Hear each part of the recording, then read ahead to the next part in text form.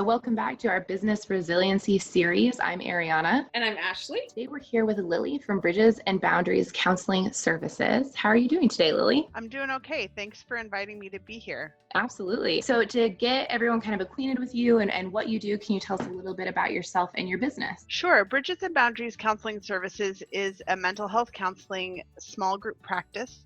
We currently have 3 clinicians and 1 front desk person. I am the owner and I'm also a licensed mental health counselor. I have been in the business more than 10 years. Some of my other folks are a little bit newer, but also super experienced and awesome. So I've been doing the mental health side of things for a long time, the business side of things for about 4 years. Awesome. It looks like you've made the transition to online services. Was that something that you've done within the last 4 years, or is that like a newer response to COVID? It is for us 100% a response to COVID. There are a lot of things about telehealth that are more challenging than in-person mental health treatment. And so it was never a strong desire of mine to move to telehealth, especially because Bridges and Boundaries specializes in working with children, especially small children under the age of 9. And so that can be a challenging population to engage in online services.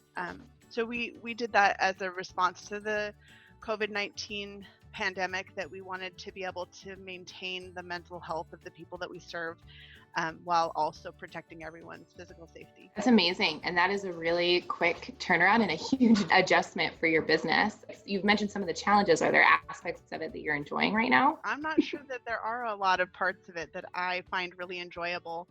I would say the one thing that I find really tender about it is being able to see my clients in their home environment. I have been lovingly introduced to so many beautiful pets and siblings who I wouldn't have otherwise had a chance to meet. And I am really enjoying getting that sort of almost private moment sneak peek into their home lives and just getting to know them better and on a deeper level. So that part of it I really enjoy, but the technology itself I struggle with, not because I'm not tech savvy, but because it's just a really challenging platform that honestly we haven't been specifically trained in. One of the things that I think is really important as professionals and as people that are being looked up to in the midst of a crisis is to be really honest and real about the fact that nobody's doing this particularly well. We're all struggling to find the calm minutia that is available. I think that's been a common theme coming up, is that willingness of business owners, right, to be vulnerable about this is what I'm doing, this is what I'm trying, this is where I feel like I'm falling short, and then allowing your customers and your clients to kind of meet you there and be a part of the solution. And also the intimacy that comes from that vulnerability. Like, I'm having a hard time and you're having a hard time, and here we are experiencing that together.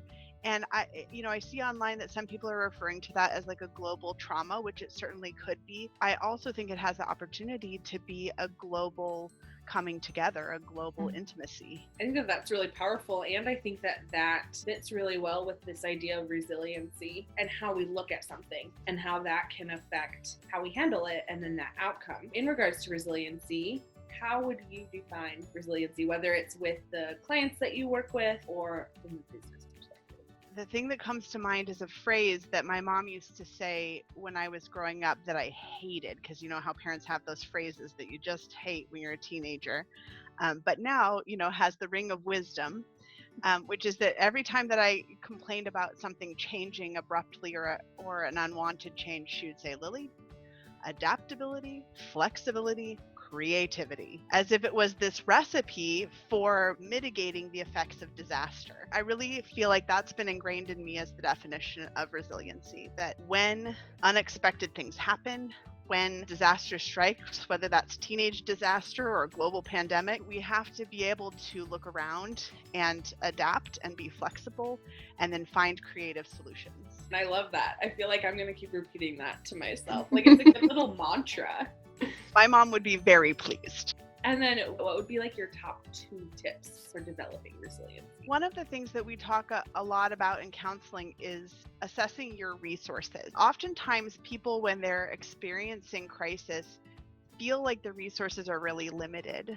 But when we can take a beat and look around and assess our resources, then we can really, MacGyver the heck out of almost any situation. Sometimes I have so much more than I think I do.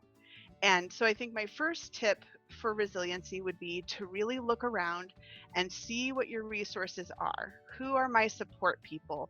What is my time that I have available? What are my skills that I have learned? The number one thing that my clients have been telling me is that they are grateful for the trials that they've been through in the past, because they're able to apply the skills that they've learned going through those trials to this trial. So being able to see, like, what are tools that I have available? What are things that I know to be true? How do I get back to my basics? And really, assessing and even listing those resources. The second thing has to do with being patient with yourself. I call it personal grace, that I can forgive myself for being imperfect. In that adaptability, flexibility, creativity process, the creativity part of it requires trial and error. Nobody is ever coming up with creative solutions that just flawlessly come off. Plays are not produced for an audience the first day. Everything requires planning and preparation and then eventual execution.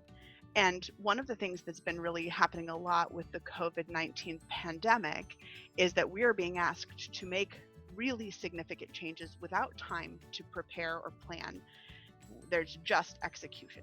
There's just do it. And the doing it is hard. It's really difficult without the planning stages that we're used to. So having grace that when I don't do it well, when I make a mistake, it's like being part of a choir. Make those mistakes big, make them proudly so that you can see what they are, so you can learn from them, so you can refine your process and continue to have creative solutions. That's what a lot of people need to hear right now. Like, I could see a lot of people like cutting out that section and having that be like their morning pep talk to kind of like get them ready to execute and to feel okay about it, because there's so much uncertainty there and that fear of failure. And I think with the added isolation piece on top of it, they're struggling, right, to find that sense of community and resilience. And I think you offered some really wonderful tips. Thank you. I'll add also that one of the things that I really love is the idea of really plunging in. We have a lot of hesitation, that fear of failure, a lot of timid tendencies when we're scared that we might do something wrong. And when we embrace failure, when you say, you know what, I'm going to totally biff this, but I'm going to go for it anyway, we free ourselves. It's like, going into a cold lake. You can inch your way in, but that is definitely not more pleasant than just taking a plunge. If you're worried about failure, then embrace it. Say, I'm going to fail. Let's go. I think that that's really helpful, especially with that creativity piece. And I really like the visualization of the play, because plays take so much time to get right, and there's a lot of failure in that piece. Yeah. I watched a video of a director. He was directing in rehearsal, and the actress was doing something. He said, "You're making a choice.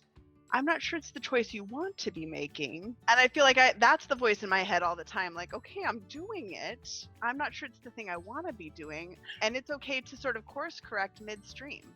That's perfect. And we were just talking about too, as we develop and kind of put the series out, some quotes that are coming from people. And I feel like we have some really great ones from you. Is there anything else you'd like to add or share? I guess the last thing that I would say is that whatever success that I have had in transitioning to telehealth during the midst of this crisis is only partly because of my resiliency. That I have to give a lot of credit to the resiliency of my clients and of the support staff that I have around me, the willingness that the people around me are having to say, yeah, like we'll give it a go. Like the number of times somebody has said, I don't think telehealth's going to be for me, but I'll try it once. And then they try it. It works okay.